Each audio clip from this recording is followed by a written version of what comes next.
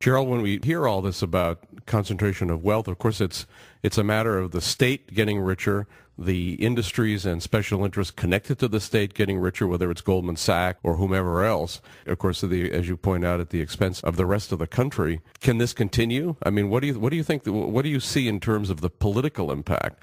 Is Obama getting weaker? Is it becoming more difficult for them to advance their essentially socialist agenda in healthcare and other matters, or are they going to sail on merrily on the same path? Well, first of all, we don't call it socialism. Socialism is egalitarianism. That's when everything's spread equally. This is a too-big-to-fail system, and when you look at the companies that we, the people, now ostensibly own parts of course we really don't. We're just slaves and serfs to keep them going.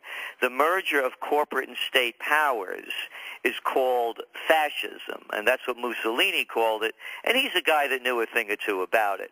So we look at this more as fascism. During the days of FDR, Wall Street hated FDR. Now Wall Street's hijacked Washington. You look inside the Obama administration, it's the Goldman Sachs gang and the Citigroup criminals. So we don't see it as socialism. Is it being weakened? Yes, it is.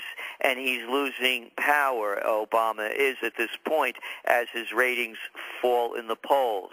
Let's go back to 2001, and let's look at what happened when George Bush was going down in the polls, and he was being ridiculed for taking his month-long vacation as the country was still getting over the reverberations from the dot-com bust.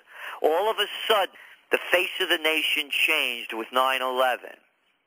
We would not be surprised if there's something that happens to regenerate President Obama's popularity.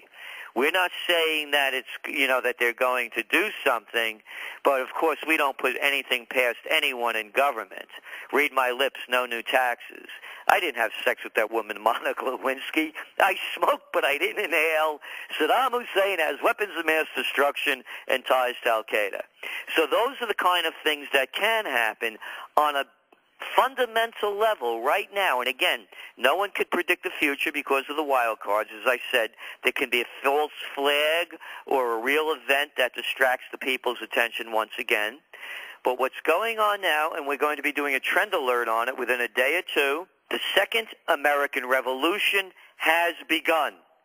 The first 3 shots have been fired, and the media is either missing them or downplaying them. The first shot was fired on April 15th, when we had the Tea Parties and the tax protests. They downplayed them and ridiculed them. The second shot was fired on the 4th of July, when patriotic Americans took to the streets and again protested the high taxation without representation. The third shot is being fired now, as the people are going to their congressmen and their senators who are holding meetings when they do hold them and protesting loud and clear that they want no more government in their face. This is historical, but the media is downplaying it. The politicians on the left are marginalizing it and trying to change it in another direction. The revolution is underway. It has begun. In the history of the future, when it is written, they will miss these 3 dates. A bigger date will be in the future. But those of us that follow trends and forecast them, and as you well know, we had forecast these tax protests would occur even when Bush was president. We did it in 2007. Lew, the Second American Revolution has begun. Gerald, do you see more movements towards decentralism, maybe even towards secession, as Americans want to get out from under that carbuncle in Washington, D.C.? Again, current events form future trends. How many states have now passed to ensure their 10th Amendment rights? And we're seeing the secessionist movements, and one of the founders of the movement, Thomas Naylor, up in Vermont, the head of the Second Vermont Republic, making headway every day. And yes, we see America. What's happening to the USSR is happening to the USSA. It's breaking down. You cannot control a number of people, over 300 million, by a centralized government. It's too big to operate. In the future, we definitely see more secessionist movements and even regional governments. Gerald, it's a great note that the U.S. government is not too big to fail. It's amazing to me, Lou, how people could actually look up and call these people their leaders. I want to go on record as saying that Nancy Pelosi is not my leader.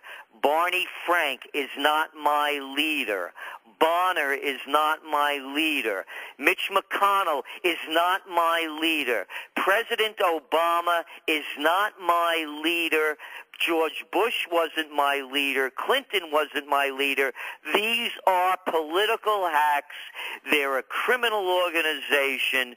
The two-headed one-party system with the cooperation of the Wall Street gang has pushed these people on top of the American people and are stifling the entrepreneurial spirit that makes this country great by taking all of our money and giving it to the too big to fails, so there's no competition. We need mom and pops. We don't need Walmart. We need Main Street. We don't need Wall Street. And we need family farms. We don't need factory farms. And this, as I said, the second American Revolution has begun. Gerald Celente, thanks so much for all you're doing in tracking these trends and telling us about what's going to happen in this country. Take a look, everybody, at trendsresearch.com. Gerald Celente, thanks a million. Hey, thank you, Lou.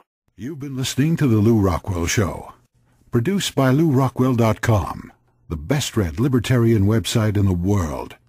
If you'd like to advertise on this podcast or on the website, email advertise@LewRockwell.com. And thanks for listening.